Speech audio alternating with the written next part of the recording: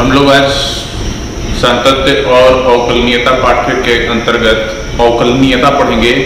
इसके पीछे वाले क्लास में हम लोग सातत्य पढ़ चुके थे।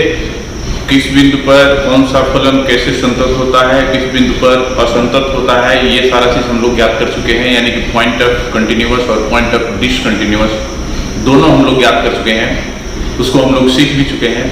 अब हम लोग आगे बढ़ेंगे, अवकलनीयता पढ़ेंगे। और अवकलनीयता पढ़ने के लिए सबसे पहले हम लोग को ये ध्यान होगा कि 11 क्लास में हम लोग ये चीज पढ़े हुए हैं, लिख दिए हैं। थोड़ा सा समय कम लगता है इसलिए लिख देते हैं, समझा देंगे, आप लोग को समझ में आ जाएगा। अवकलनीयता देखिए क्या है। 11 क्लास में हम लोग पढ़े हैं कि हम जानते हैं कि किसी बिंदु फलन f प्रांत में कोई बिंदु c है तो c पर f के अवकलज को f डैश c से सूचित किया जाता है। ये हम लोग 11 क्लास में ही पढ़े हैं। तथा f डैश c बराबर limit s tends to 0 function c plus h minus f c by h द्वारा परिभाषित किया जाता है। इसमें कुछ नोट्स हैं। f डैश c को हम लोग D D x of F x और x इक्वल टू c लिखते हैं, क्योंकि c पर हम लोग निकालते हैं इसलिए x का वैल्यू लिखते हैं। 11 क्लास का सारा चीज है, ये हम लोग पढ़े हुए हैं।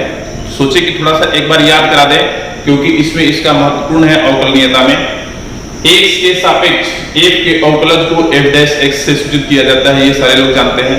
ध्यान भी रखना है कि x के सापेक्ष फलन fx के अवकलज को हम लोग f डैश x लिखेंगे। इसका मतलब कि यदि कभी fx का हम x के सापेक्ष अवकलन करेंगे तो हम लोग उससे f डैश x लिखेंगे। उसके बाद देखिए f डैश x बराबर क्या होता है सूत्र, limit s tends to 0 function x plus h minus f x बटा में h। जैसे यहाँ पर f c प्लस f डैश c पर हम लोग लिखे थे c प्लस h, तो यहाँ पर c लिए थे, लेकिन c की जगह पर यहाँ हम x ले लिया है तो c की जगह इधर भी x हो गया है। यानी कि सूत्र मेरा यही हम लोग पढ़े हुए थे 11 क्लास में, और ये c पर हम लोग पढ़े हुए थे, याद होगा आप लोग को। दूसरा, x के सापेक्ष fx के अवकलज को f डैश x या d dx ऑफ fx, दोनों तरीकों में से किसी एक तरीका का हम लोग प्रयोग करेंगे। लिखते हैं y बराबर fx हो तो इसे dy dx या d dx ऑफ y, यानी कि ऐसे dy dx या d dx ऑफ y दोनों एक ही चीज है, या ऐसे y के ऊपर एक लगा देंगे। यदि प्रथम अवकलज है dy dx को हम लोग प्रथम अवकलज कहते हैं, और प्रथम अवकलज में ऐसा डैश पूरक जैसा एक रहेगा कंप्लीमेंट। और ऐसे भी हम लोग y1 से भी सूचित करते हैं, इसे हम लोग, और अवकल के अवकलज के बीजगणित। अब ध्यान देना है, अवकलज के बीजगणित में याद होगा आप लोग को 11 क्लास में ही हम लोग पढ़ चुके हैं। 4 सूत्र पढ़े हैं। एक सूत्र पढ़े हैं u प्लस v का अवकलज, एक पढ़े हैं u माइनस v का अवकलज, एक पढ़े हैं u इंटू v का अवकलज, और एक पढ़े हैं u बाई v का अवकलज। तो u प्लस v का अवकलज और माइनस v का अवकलज एक ही में लिख दिए हैं। u प्लस माइनस v का अवकलज बराबर u के अवकलज प्लस माइनस v का अवकलज, जिसको हम लोग ऐसे ही लिखते हैं d dx of u plus minus v equal to du dx plus minus dv dx। इस सूत्र का प्रयोग कर सकते हैं या इस सूत्र का, दोनों में से किसी सूत्र का प्रयोग करेंगे। ये पूरक के रूप में लिखे हुए हैं, यहाँ पर d dx के रूप में लिखे हुए हैं, यही अंतर है। पूरक का मतलब क्या होगा, अवकलज, ये ध्यान रखना है। अब देखिए u इंटू v का अवकलज बराबर u का अवकलज into v plus u into v का अवकलज। उसी तरह हम लोग d dx of u v बराबर क्या लिखे हैं, du dx into v plus u into dv dx। ये सारे हम लोग जो पढ़े हुए हैं, ये 11 क्लास का है। सोचे कि थोड़ा सा याद दिला दें, इसलिए कि ताकि इस एक्सरसाइज में इसकी जरूरत पड़ेगी। अब हम लोग देखेंगे अवकलनीयता। किसी बिंदु कोई फलन जो होगा अपने प्रांत के किसी भी बिंदु पर ये सीमा और ये सीमा यदि बराबर रखता है, यानी कि दोनों का मान बराबर मिलता है, तो उसे हम लोग कहते हैं कि वो फलन अवकलनीय है। अब यहाँ ध्यान आप लोग को ये रखना होगा कि यहाँ पर इसको हम लोग कहेंगे लेफ्ट हैंड लिमिट, और इसको कहेंगे हम लोग राइट हैंड लिमिट, यानी बाएं पक्ष की सीमा और दाएं पक्ष की सीमा। इसमें केवल दो ही होता है अवकलनीयता में। हम लोग अवकलनीयता जब किसी फलन का चेक करेंगे तो हम लोग केवल LHL और RHL का ही प्रयोग करेंगे और इसी सूत्र का प्रयोग करेंगे, ये ध्यान रखना है। तो दोनों परिमित और परिमित भी होना चाहिए, दोनों को। परिमित का मतलब आप लोग बखूबी समझते हैं, परिमित और अपरिमित, तो परिमित भी होना चाहिए और फलन अवकलनीय कहलाता है। यदि कोई फलन बंद अंतराल AB में यदि वो अवकलनीयता चेक करनी है तो उस बंद अंतराल AB के प्रत्येक बिंदु पर उस फलन को अवकलनीय होना चाहिए।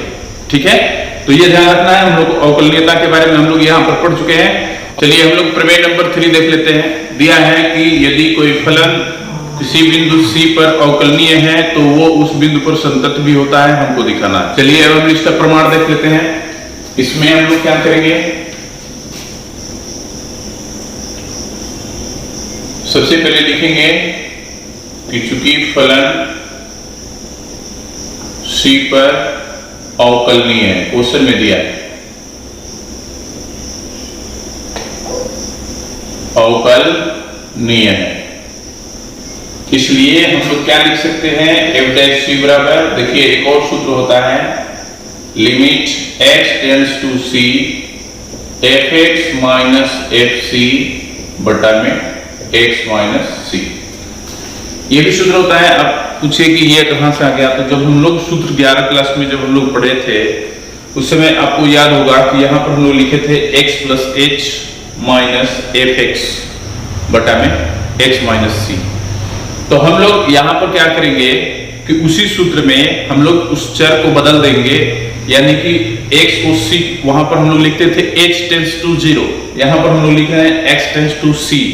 इसमें भी हम लोग x की जगह c प्लस h रख देंगे, ध्यान देना है, x की जगह c प्लस h रख देंगे तो वही सूत्र आपको प्राप्त हो जाएगा।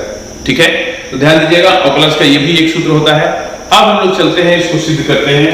तो सबसे पहले हम लोग यहां पर लिखेंगे कि चूंकि x नॉट इक्वल टू 0 के लिए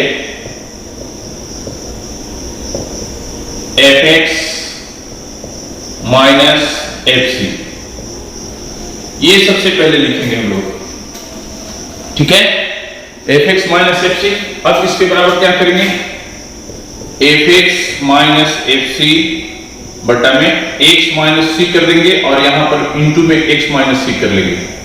क्यों, क्योंकि ये और ये डिवाइड हो जाएगा तो ये दोनों बराबर हो जाएगा। ठीक है, अब क्या करेंगे, दोनों ओर लिमिट ले लेंगे, दोनों ओर लिमिट लेने पर, लिमिट लेने पर, और वो भी हम लोग बिंदु C पर है तो बिंदु C पर ही लिमिट लेंगे, यानी कि यहां पर हम लोग क्या लिखेंगे, limit x tends to c fx minus fc। ठीक है, इक्वल टू, इधर भी वही लेंगे, limit x tends to c fx minus fc बटा में x माइनस c और इंटू में ये रहेगा x माइनस c। अब देखिए यहां पर ये दोनों में लिमिट लग जाएगा, क्योंकि आप लोग सीमा का बीजगणित पढ़े हैं कि सीमा जो होता है फंक्शन में, जितना भी कोष्टक में जितना भी फंक्शन रहेगा सबके साथ लिमिट का आप लोग प्रयोग कर लेंगे। तो यहां पर हम लोग क्या करेंगे, limit x tends to c fx minus limit x tends to c fc। उसी तरह इसमें भी दो पार्ट है, इंटू में है तो इसमें भी लिमिट लगेगा, इसमें भी लगेगा। तो हम लोग लिख लेंगे limit x tends to c fx minus fc बटा में x माइनस c और इंटू में होगा limit x tends to c x minus c।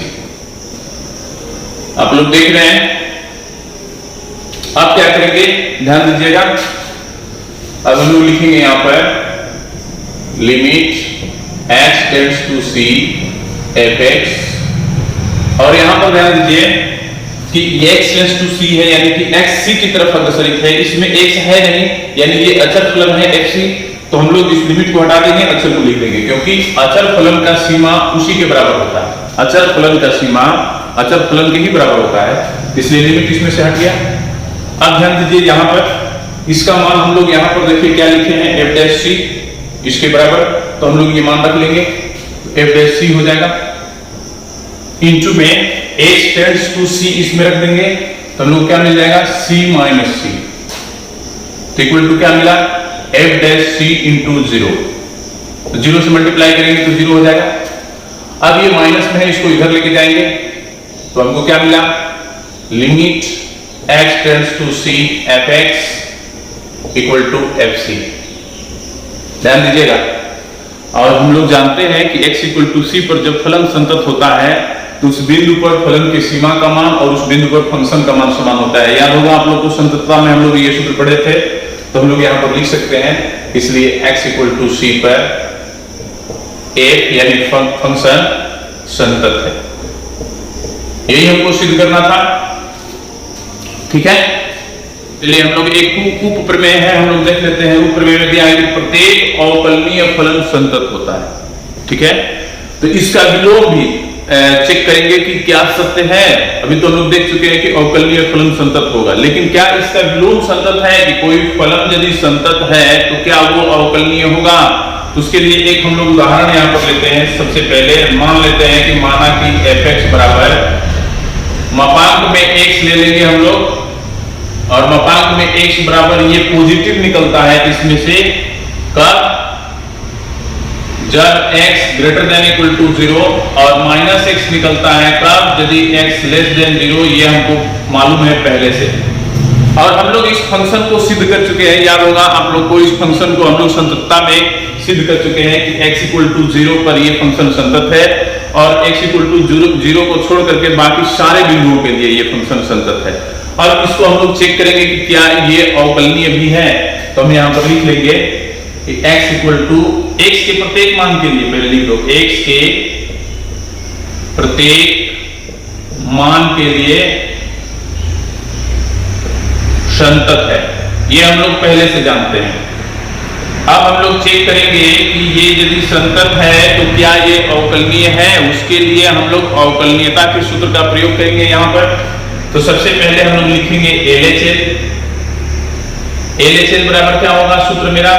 Limit h tends to 0 f c plus h minus f c बटा में h, या हम लोग एफ सी प्लस एच की जगह एफ एक्स प्लस एच भी रख सकते थे, कोई दिक्कत नहीं है। तो चलिए यहां पर अब हम लोग मान रखेंगे, यहां आ जाते हैं। तो इक्वल टू में हमको क्या मिलेगा? Limit h tends to 0 function c plus h. तो इसमें यहां पर हम लोग मान रखेंगे फंक्शन में c प्लस एच, यहां करेंगे तो यहां भी c प्लस एच हो जाएगा। यानी हमको मिलेगा मापांक में c plus H minus c है तो c हो जाएगा मापांक में, ठीक है, बटा में h। अब ये ध्यान रखना है आप लोगों को कि कैसे हम लोग बनाएंगे इसको। अब ध्यान दीजिए कि ये जो है लेफ्ट हैंड लिमिट में हम लोग कर रहे हैं।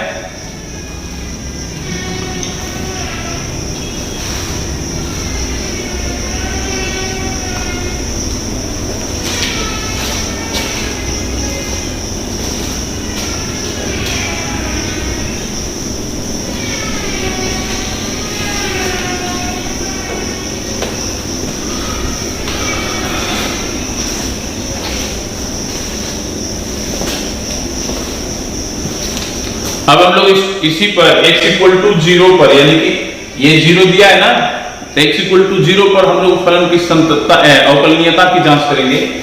तो हम लोग लिखेंगे x इक्वल टू 0 पर L H L बराबर limit h tends to 0 function 0 plus h minus f0 बटा में h। इस सूत्र का हम लोग प्रयोग करेंगे क्योंकि जानते हैं आप लोग f डैश c बराबर हम लोग क्या पढ़े थे? f c plus h। तो c बिंदु था, यहां पर c की जगह पर हम लोग 0 लिए हैं, तो क्या लिख देंगे? 0 प्लस h माइनस f0। फिर उसके बाद इस मान को हम लोग फंक्शन में रखेंगे, तो इक्वल टू क्या मिलेगा? Limit h tends to 0 function 0 plus h यहां रखेंगे तो यहां भी 0 प्लस h हो जाएगा, यानी कि मापांक में मिलेगा 0 प्लस h माइनस मिलेगा 0। क्योंकि f 0 है, यहां x की जगह 0 रखेंगे तो यहां भी मापांक में 0 हो जाएगा, बटा में h equal to limit h tends to 0। ये देखिए h हो गया और ये 0 हो गया, छोड़ देंगे उसको, बटा में h। क्योंकि मापांक 0 प्लस निकले या माइनस निकले, मान तो 0 ही होगा, इसलिए उसको हम छोड़ दिए, घटाएंगे तो उतना ही मिलेगा। अब यहां पर हम लोग क्या करेंगे? Limit h tends to 0। अब ये ध्यान रखना है कि इसमें हम लोग को मापांक में h टेंड्स टू 0 है, यानी कि लेस देन मिलता है लेफ्ट हैंड लिमिट में, क्योंकि हम लोग लेफ्ट हैंड लिमिट निकाल रहे हैं। तो लेफ्ट हैंड लिमिट में देख रहे हैं कि माइनस x है, तो x से क्या निकलेगा? माइनस h बटा में h। ये खत्म हो जाएगा, इक्वल टू क्या मिलेगा? Limit h tends to 0 -1 equal to -1, क्योंकि -1 अचर फलन है तो -1 के ही बराबर होगा।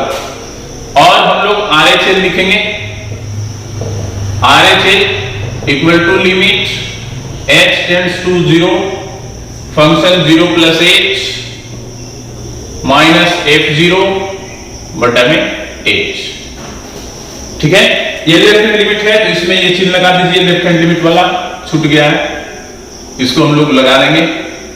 चलिए उसके बाद हम लोग मान रखेंगे लिमिट h टेंड्स टू 0, फिर उसी तरह मान रखेंगे तो मापांक में मिलेगा 0 प्लस h माइनस मापांक में 0 बटा में h equal to limit h tends to 0, ये हो जाएगा h, मापांक में 0 में h जोड़ेंगे तो h होगा, और इसको तो 0 कर देंगे तो इसमें से 0 घटाएंगे तो इतना ही मिलेगा बटा में h। अब ध्यान देना है कि ये राइट हैंड लिमिट है, और राइट हैंड लिमिट में मापांक में से क्या निकलता है ये आप लोग को मालूम है, यहां पर देख भी सकते हैं आप लोग, ग्रेटर देन 0 पर x है तो x निकलेगा इसमें से बटा में h हो जाएगा, ये खत्म हो गया।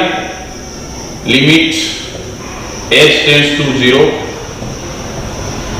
1 मिलेगा इक्वल टू क्या हो जाएगा 1। हम लोग देख रहे हैं कि ये LHL और RHL दोनों बराबर नहीं है, तो यहां पर हम लोग लिख सकते हैं कि चूंकि LHL not equal to RHL, और तब लिख देंगे इसलिए x इक्वल टू 0 पर fx अवकलनीय नहीं है, अवकलनीय नहीं है।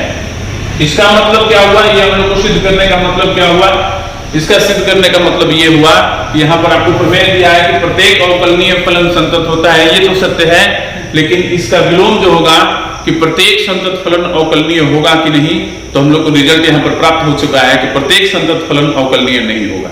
ठीक है, तो ये भी ध्यान रखना है, ये सारा चीज सब एक नंबर में बहुत महत्वपूर्ण होता है, इसलिए आप लोग इस पर ध्यान रखेंगे थोड़ा सा। जब हम लोग पढ़ते हैं संयुक्त फलनों के अवकलज, ये लिखे हुए हैं आप लोग को, ये ध्यान दीजिएगा, संयुक्त फलनों का अवकलज सबसे महत्वपूर्ण होता है इस चैप्टर के लिए, क्योंकि हम लोग इसी की सहायता से क्वेश्चन हल करेंगे और हम लोग ये जानेंगे कि कौन सा फलन किन फलनों का संयुक्त फलन है, यानी कि संयोजन है। हम लोग रिलेशन फंक्शन में पढ़ चुके हैं संयोजन का सूत्र, यदि u और v दोनों का संयोजन हम लोग लिखेंगे तो क्या लिखते हैं VOU। यदि इसके साथ कोई चर ले लेते हैं तो क्या मिलता है v मोजोला कोष्ठक में ux।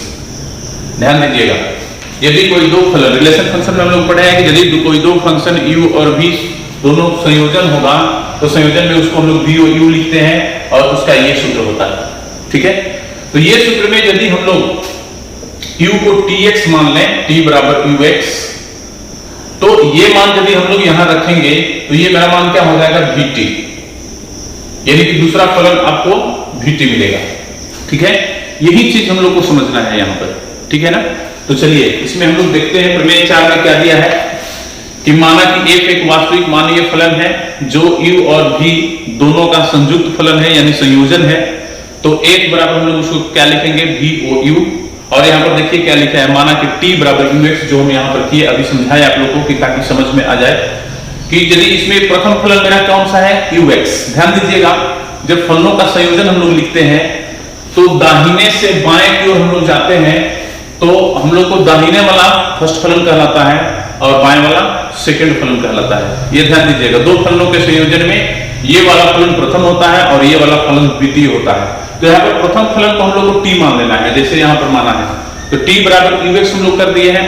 उस स्थिति में बोल रहा है कि dt dx और dv dt, तो इसको तो समझ में आ रहा है कि t बराबर ux लिखा है, यानी कि ये जो फलन t है वो चर x के रूप में है, इसलिए इस फलन t को हम लोग x के सापेक्ष अवकलन करेंगे तो dt dx मिलेगा। आप लोग को याद है 11 क्लास में हम लोग पढ़े हैं कि y का अवकलन x के सापेक्ष dy dx लिखते थे, उसी तरह यहाँ पर t का अवकलन जब हम लोग x के सापेक्ष करेंगे तो dt dx लिखेंगे।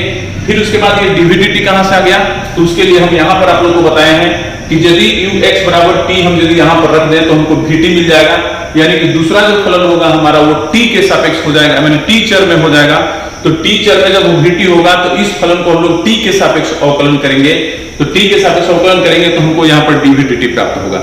इस स्थिति में जब हम लोग इस फलन का हम लोग अवकलन करेंगे यानी कि df dx निकालेंगे किसी भी चर के सापेक्ष, कोई जरूरी नहीं है कि x के सापेक्ष ही y के सापेक्ष भी हम लोग लिख सकते हैं, लेकिन उसी के अनुसार उसको हम लोग यहाँ पर मानना पड़ेगा। यदि y के सापेक्ष करिएगा तो यहाँ uy कर देंगे हम लोग, ये ध्यान रखना है।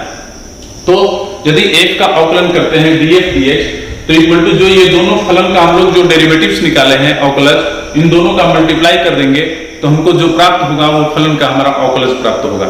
ठीक है, एक उदाहरण हम लोग देख लेते हैं इस पर और समझ लेंगे थोड़ा सा कौन सा फलन संयुक्त है कौन सा नहीं है। तो सबसे पहले यहां पर हम लोग एक उदाहरण लिखते हैं f(x) बराबर sin x। ध्यान दीजिएगा, sin x स्क्वायर कर देते हैं। इसमें हम लोग अब चेक करेंगे कि कौन सा प्रथम फलन है और कौन सा द्वितीय फलन है। तो अभी आप लोग को बताया कि दो फलनों के संयोजन में दाहिने से बाएं की ओर हम लोग जाते हैं तो पहला जो फलन मिलता है वो हमारा पहला फलन होता है, दूसरा जो मिलेगा वो दूसरा फलन होगा। तो ये जो फलन है f(x) बराबर sin x स्क्वायर, ये किस फॉर्म में है? sin x के फॉर्म में है और x की जगह क्या है? x square. तो यही x स्क्वायर हमारा प्रथम फलन हो गया जिसे हम लोग t मानेंगे। तो यहां पर हम लोग क्या लिखेंगे?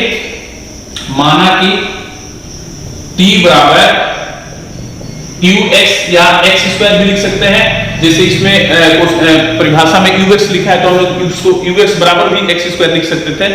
चलिए उसकी कोई जरूरत नहीं है, यहां पर आगे बढ़ते हैं लोग। और v बराबर हम लोग को क्या मिलेगा? v बराबर भी हम लोग लिख लेंगे। तो देखिए x स्क्वायर की जगह यहां t रखेंगे तो ये क्या हो जाएगा? sin t। x स्क्वायर बराबर हम लोग t माने हैं, इस x स्क्वायर की जगह पर इस फंक्शन में यदि हम लोग t रख देते हैं तो हमारा क्वेश्चन हो जाएगा sin t। तो v बराबर हमको क्या मिलेगा? sin t।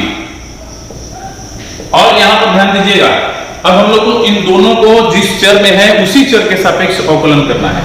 तो यहां पर हम लोग क्या लिखेंगे? ध्यान दीजिएगा थोड़ा सा, यहां पर t जो है वो x चर के रूप में है तो t को हम x के सापेक्ष अवकलन करेंगे। तो लिखेंगे यहां पर कि चूंकि t बराबर x स्क्वायर, x के सापेक्ष अवकलन करने पर x के सापेक्ष हम लोग अवकलन करेंगे,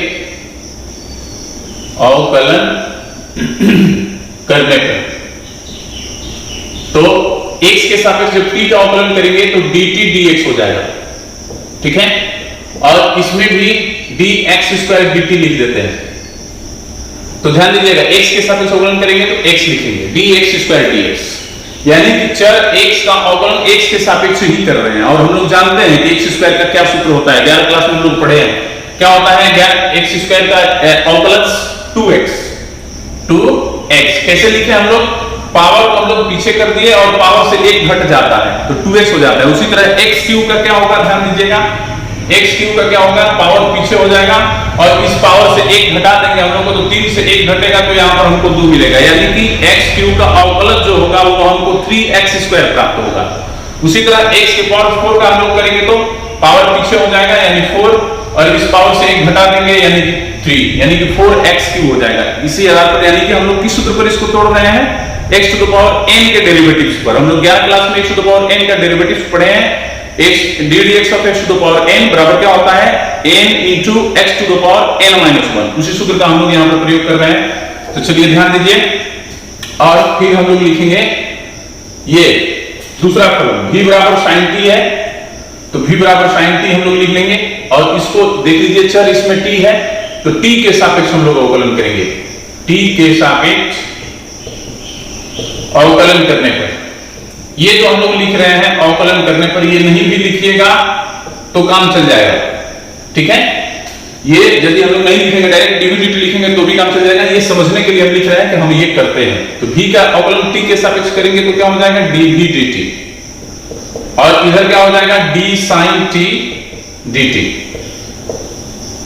अब एक चीज यहां पर ध्यान दीजिएगा, हम लोग 11 क्लास में सूत्र पढ़े हैं d sin x dx equal to cos x, यानी कि साइन जिस चर में होता था, साइन x चर में है और x चर में ही यदि अवकलन करेंगे यानी उसका अवकलन प्राप्त करेंगे तो ही cos x प्राप्त होगा। यदि यहाँ x है और यहाँ हम y के सापेक्ष अवकलन कर रहे हैं तो यहाँ पर cos x नहीं मिलेगा, cos y हो जाएगा। ध्यान दीजिएगा, यहाँ पर cos sin x जो है y के सापेक्ष जब हम लोग अवकलन करेंगे तो यहाँ पर sin x का cos x तो होगा ही, लेकिन cos x केवल नहीं होगा, वो बदल जाएगा, उसका दूसरा रूप हो जाएगा, वो हम लोग आगे पढ़ेंगे। इसलिए ध्यान देना है, अभी हम लोग यही पढ़ रहे हैं कि जिस चर में फंक्शन है उसी चर के सापेक्ष यदि हम अवकलन कर रहे हैं तो उसका अवकलन प्राप्त होगा। ये अभी हम लोग यही पढ़ेंगे। इसके आगे जैसे जैसे हम लोग बढ़ेंगे वैसे वैसे इसके बारे में ज्यादा जानकारी हम लोग करते चलेंगे। ठीक है, तो यहां पर हम लोग क्या करेंगे, साइन टी का टी के सापेक्ष अवकलन क्या होगा, cos टी। और ध्यान दीजिए यहां पर टी का भी मान हम लोग रख देंगे, तो टी का क्या मान माने हैं, एक्स स्क्वायर, तो यहां पर एक्स स्क्वायर रख दीजिए, तो हमको क्या मिला, cos एक्स स्क्वायर। ये हमको प्राप्त हो गया। अब हम लोग लिखेंगे, इस सूत्र का प्रयोग करेंगे, df dx। तो हमारा यहां पर fx है, तो fx का अवकलन x के सापेक्ष क्या होता है, f डैश x। तो हम यहां पर लिखेंगे, इसलिए d dx of fx equal to, ये सूत्र का प्रयोग करेंगे, dv dt into dt dx। और हम लोग जानते हैं fx का अवकलन x के सापेक्ष क्या होता है, f डैश x होगा, और dv dt हमको क्या है, cos x स्क्वायर, और dt dx हमारा क्या है, देख लीजिए dt dx हमको मिला है 2x, तो 2x को पहले ला देंगे तो हमको मिल जाएगा 2x cos x स्क्वायर, यही हमारा आंसर होगा।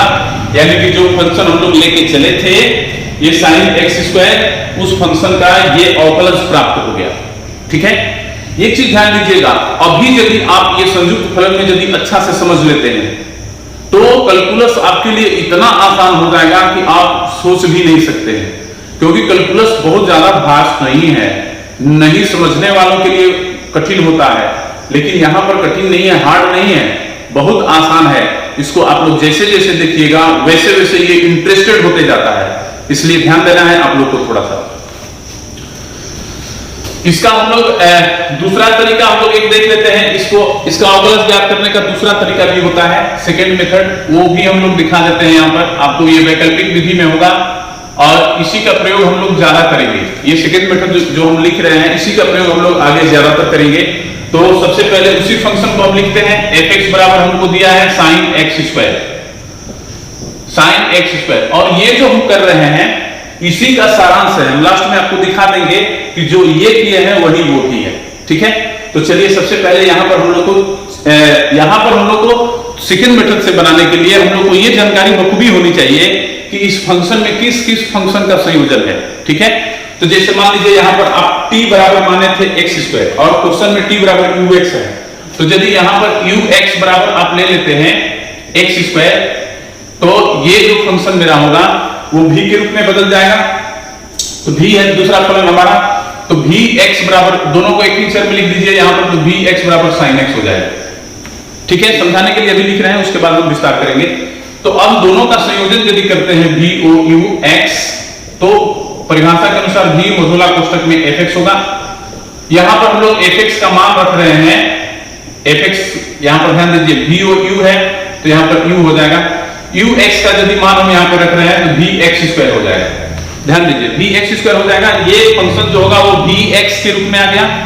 तो vx में ये मान रखेंगे तो x स्क्वायर इसके जगह पर करेंगे तो यहां भी x स्क्वायर हो जाएगा, यानी कि sin x स्क्वायर हमको मिल गया। देख लीजिए, यानी कि जो हम लोग यहां पर सपोज किए हैं ये दोनों मेरा सही है।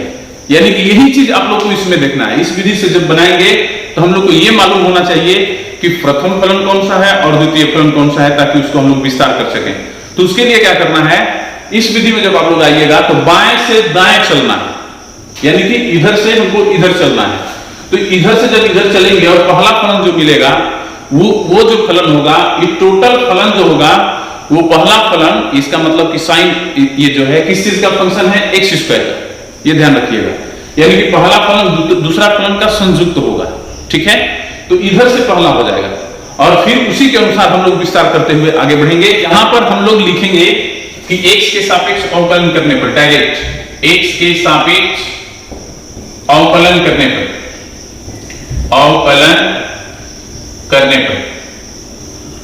अब ध्यान दीजिएगा, तो x के सापेक्ष अवकलन करेंगे तो ये क्या हो जाएगा, D D x of F x, या डायरेक्ट हम लोग एफ डैश एक्स भी लिख सकते हैं। इधर भी हम लोग लगाएंगे उसी तरह D D x sine x square D x. अब ध्यान दीजिए, इसका अवकलज तो होता है एफ डैश एक्स। अब यहां पर हम लोग क्या लिखेंगे कि डी साइन एक्स स्क्वायर, और ये हम लोग साइन एक्स स्क्वायर किस फलन का फलन है, एक्स स्क्वायर का, तो एक्स स्क्वायर यहां पर लिखेंगे और फिर यहां पर ये एक्स स्क्वायर लेके आएंगे और एक्स स्क्वायर किसका फलन है, एक्स का। यही हमको यहां पर समझना है, कौन फलन किसका फलन है। जैसे साइन एक्स स्क्वायर हुआ उसी तरह cos x स्क्वायर होगा तो cos x स्क्वायर किस चीज का फलन है, x स्क्वायर का। उसी तरह जैसे मान लीजिए tan इनवर्स x लिखते हैं हम लोग, tan इनवर्स x किस चीज का फंक्शन है, x का। tan इनवर्स x स्क्वायर किस चीज का फलन है, x स्क्वायर का। tan inverse under root x किस चीज का फलन है, अंडर रूट x का। ये ध्यान रखना है। जैसे मान लीजिए कि यहां पर हमको दिया है sin स्क्वायर x, तो इसको हम लोग लिख सकते हैं sin x का होल स्क्वायर। तो sin स्क्वायर x किस चीज का फंक्शन होगा, तो sin x का। ये ध्यान रखना है। और v क्या मिलेगा इसमें, जैसे मान लीजिए sin x का फंक्शन है तो sin x को तो हम लोग u लिखेंगे, v क्या है मेरा, तो v है x स्क्वायर, क्योंकि sin x की जगह यदि हम x रख देंगे तो ये फलन किस रूप में बदल जाएगा, x स्क्वायर के रूप में। तो ये है आपका, ध्यान दीजिएगा कि sin x का होल स्क्वायर जो है वो sin x का फंक्शन है, अपने मूल फॉर्म का वो फंक्शन होता है, ये याद रखना है। जैसे sin x स्क्वायर किस चीज का फंक्शन हुआ, x स्क्वायर का, यानी कि sin x square sin x का यदि फंक्शन होगा तो x के जगह इसमें क्या मिल रहा है, x स्क्वायर। तो x स्क्वायर को हम लोग नीचे लाएंगे और फिर उसको तिरछा ऊपर ले जाकर के dx लिख देंगे। दो फलनों का संयोजन होगा तो 3 फलनों का संयोजन होगा तो ये 3 बार जाएगा, एक बार और अवकलज यहां पर मिलेगा। 4 फलन रहेगा तो एक बार और मिलेगा, 5 फलन रहेगा तो एक बार और मिलेगा। ये ध्यान रखना है हम लोग को। अब हम लोग यहां पर देखते हैं कि sin x स्क्वायर और नीचे भी x स्क्वायर। अभी आपको सूत्र में दिखाया कि sin के साथ x है और x के सापेक्ष अवकलन करेंगे तो ही cos x मिलता है। उसी तरह यहाँ पर देखिए sin के साथ x स्क्वायर है और नीचे भी x स्क्वायर है, तो इसका अवकलन जब हम लोग करेंगे तो sin का अवकलन मिलेगा यानी कि cos मिलेगा। और x स्क्वायर की जगह उसी तरह x स्क्वायर रख देंगे, इसमें कोई बदलाव नहीं होगा। क्यों नहीं होगा, क्योंकि इसका अवकलन यहां हम प्राप्त करेंगे। तो एक ही फलन का 2 बार अवकलन नहीं होता है, ये ध्यान रखना है। तो x स्क्वायर का अवकलन हमारा हो जाएगा 2x, तो हम लोग इसको सीधा करके लिख देंगे तो 2x cos x स्क्वायर हो जाएगा। ठीक है, अब देख लीजिए कि इसका अवकलज और इसका अवकलज दोनों का समान मिल रहा है। इस स्थिति में अब हम लोग चेक करेंगे कि क्या ये और ये दोनों सेम है, तो हाँ सेम है। तो अब यहां पर देखिए हम इस चीज को लिख रहे हैं dv dt इंटू में dt dx, यही ना हमको मिला था इस मेथड में। हम लोग यहां पर v का मान रख देंगे। v का क्या मान लिए हैं आप, sin t, तो sin t रखिए तो d sin t dt और इंटू में हो जाएगा t के जगह आप क्या लिए हैं, x स्क्वायर, तो t के जगह x स्क्वायर लिख दीजिए dx। फिर यहां भी t का मान बदल दीजिए, तो यहां भी t का मान बदलेंगे तो d sin x स्क्वायर और नीचे भी t की जगह बदलेंगे तो dx स्क्वायर और फिर हमको क्या मिल गया, देखिए dx स्क्वायर dx। यानी आप लोग देख रहे हैं कि ये जो फंक्शन, ये जो हम लोग लाइन लिखे हैं वही लाइन हमको देखिए यहां भी प्राप्त हो गया। इसका मतलब कि ये जो मेथड है वो मेथड और ये मेथड दोनों सेम है। अंतर केवल इतना ही है कि इसमें हम लोग t और u या 3 फलन होगा तो t u और s मानेंगे, t v s उस स्थिति में। और यहां पर हम लोग को क्या करना है, t और v नहीं मानना है, हम लोग को डायरेक्ट समाकलन अवकलन कर लेना है, ये ध्यान में रखना है। ठीक है, चलिए इस प्रमेय 4 पर 3 फलनों के लिए भी संयुक्त फलन होता है, उसको भी हम लोग देख लेते हैं। नोट में उसको कर दिया है हम कि कोई फलन यदि f 3 फलनों u v और w का संयोजन है, अर्थात f बराबर यदि ऐसा है तो उसे हम लोग t बराबर ux s बराबर vt लेंगे। उस स्थिति में df dx बराबर हमको क्या मिलेगा, ddx इतना लिखेंगे और उसके बराबर हमको मिलेगा dw ds into ds dt into dt dx। यानी कि 3 स्टेप में इसका हम लोग को अवकलज ज्ञात करके तब मल्टीप्लाई करना होगा। उस स्थिति के लिए हम लोग एक उदाहरण देख लेते हैं। जैसे मान लीजिए उदाहरण हमको दिया है fx बराबर sin cos x स्क्वायर, ये हमको देखिए फलन है। यहां पर हम लोग को ये पहचानना है कि पहला फलन कौन सा है, दूसरा कौन सा है, तीसरा कौन सा है। तो आप लोगों को बता चुके हैं कि बाएं से दाहिने से बाएं चलना है। पहला फलन मेरा ये है x स्क्वायर, दूसरा फलन है cos x और तीसरा फलन है sin x, यानी कि वो रूप में बदल जाएगा। ठीक है, तो हम यहाँ पर क्या लेंगे, मान लेंगे पहले, माना कि t बराबर x स्क्वायर। तो ध्यान दीजिए अगला को हम लोग क्या मानते हैं, v। तो v बराबर क्या होगा, चाहे इसमें v नहीं s माना है तो s बराबर हम लोग क्या लिखेंगे, यदि x स्क्वायर की जगह t रख देंगे तो ये cos t हो जाएगा, तो हमको मिलेगा cos t।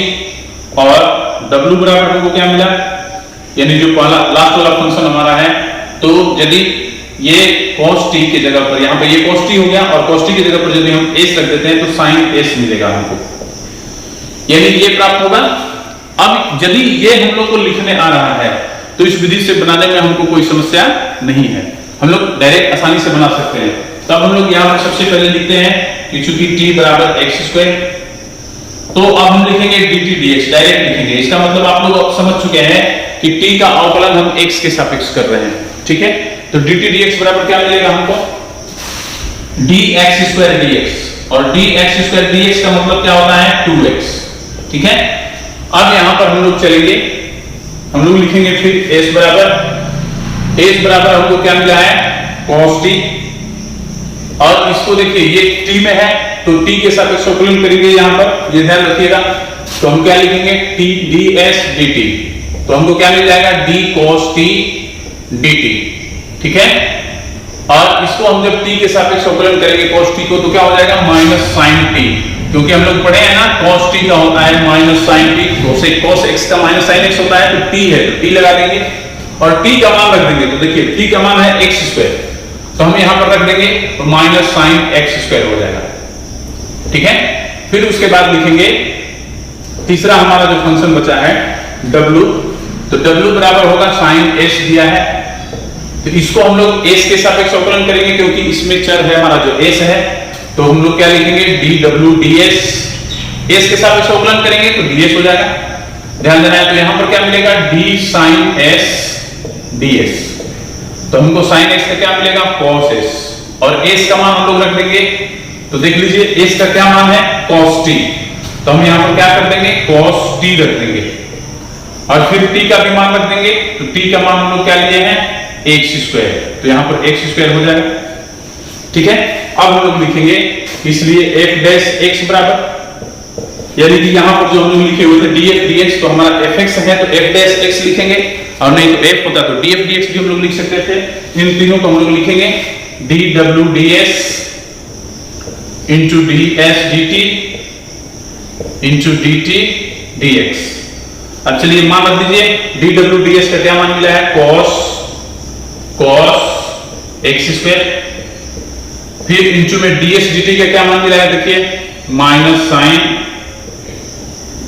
x स्क्वायर, और dt dx का क्या मान मिला है 2x, तो यहां पर हम लोग 2x रख देंगे, तो इक्वल टू हमको क्या मिल जाएगा माइनस 2x, उसके बाद इसको लिखेंगे sin x स्क्वायर, फिर तब इसको लिखेंगे इंटू cos x स्क्वायर। यही हमारा अवकलज प्राप्त होगा। इसको भी द्वितीय विधि से देख लेते हैं। सेकेंड मेथड, फिर उसी हम लोग फलन को लिखेंगे fx बराबर क्या होगा sin cos x स्क्वायर दिया है, तो अब यहां पर हम लोग अवकलन करेंगे डायरेक्ट x के सापेक्ष, तो लिखेंगे x के सापेक्ष अवकलन करने पर, ये ध्यान रखना है x के सापेक्ष अवकलन करने पर हमको क्या मिलेगा देखिए f डैश x मिल जाएगा। ये इधर देखिए डी डी एक्स हम लोग लगाएंगे साइन कॉस एक्स स्क्वायर, और नीचे क्या लिखेंगे ये ध्यान दीजिएगा डी के साथ। तो हम लोग जानते हैं, बता चुके हैं आप लोग को इस विधि में कि इस विधि में बाएं से दाएं चलते हैं, तो पहला फलन को छोड़ करके बाकी जो फलन ये बच रहा है उसी का ये फंक्शन होगा। तो पहला वाला को छोड़ के बाकी सारा नीचे लिख देंगे, तो हम क्या लिखेंगे कॉस एक्स स्क्वायर, ध्यान दीजिएगा यहां पर, फिर इंटू में यहां पर हो जाएगा डी कॉस एक्स स्क्वायर, फिर उसको तिरछा ऊपर लेके जाएंगे हम लोग सेकंड स्टेप में, उस फलन का फिर हम लोग अवकलन करेंगे, इसका भी अवकलन करेंगे। तो अब देख रहे हैं कि cos x स्क्वायर किस चीज का फंक्शन है, x स्क्वायर का, पीछे वाले क्वेश्चन में देख चुके हैं। तो d x स्क्वायर लिखेंगे, और फिर x स्क्वायर किस चीज का फंक्शन है, तो x का, ये हम सबको मालूम है, ठीक है। तो अब चलिए इसमें जब हम लोग अवकलन करेंगे तो किसका अवकलन करेंगे, आप लोग को मालूम है कि बाएं साइड से पहला जो फंक्शन होगा उसी का अवकलन निकलेगा। क्यों? क्योंकि उसके बाद वाला अवकलन अगले स्टेप में निकल रहा है, देख लीजिए। तो एक ही फलन का दो बार अवकलन नहीं होता है, तो साइन का क्या हो जाएगा cos, और कोष्टक वाला उसी तरह लिख देंगे cos x स्क्वायर, फिर इंटू में cos का क्या होगा माइनस साइन x स्क्वायर उसी तरह लिख देंगे, देखिए क्योंकि x स्क्वायर का अवकलन अगले स्टेप में है 2x, x स्क्वायर का 2x हो गया। अब हम लोग उसी तरह सजा देंगे तो क्या मिला minus 2x sine x square into cos x square. ये हम लोग आसानी से देख रहे हैं कि ये जो हमको अवकलज प्राप्त हुआ है वो और ये जो अवकलज प्राप्त हुआ है वो दोनों समान है। तो हम लोग इसी टाइप से इस एक्सरसाइज को हल करेंगे। आप लोग थोड़ा सा अच्छा से समझ लीजिएगा, कोई दिक्कत है तो बताइएगा।